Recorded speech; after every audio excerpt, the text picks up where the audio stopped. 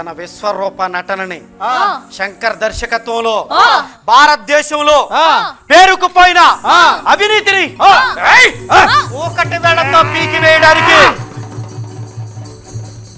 భారతీయుడు వచ్చాడు. చెప్పండి, 8 నిలబెట్టు. పాడితే సినిమా హిట్టే హిట్. గురుగారు అదిరిపోయింది మామూలుగా. ఇక భారతీయుడు ఎట్ట మొదలైందంటే మొదలైంది గురుగారు. భారతీయుడు సినిమా భారతదేశ చలనచిత్ర చరిత్రలోనే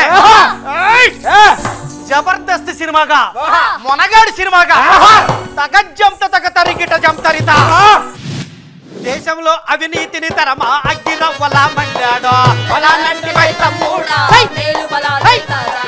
శంకరు దర్శకత్వంలో భారతీయుడే తీశాడు. శంకరు దర్శకత్వంలో భారతీయుడే తీశాడు.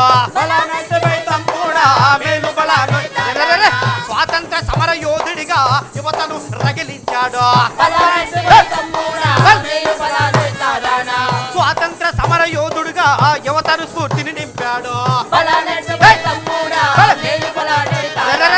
సినిమా చూసిన జనమంతా చైతన్యంతో కదిలారా. భారతీయుడికి జై అన్నారు, కమల్ హాసన్కు జై అన్నారు. భారతీయుడికి జై అన్నారు, కమల్ హాసన్కు జై అన్నారు.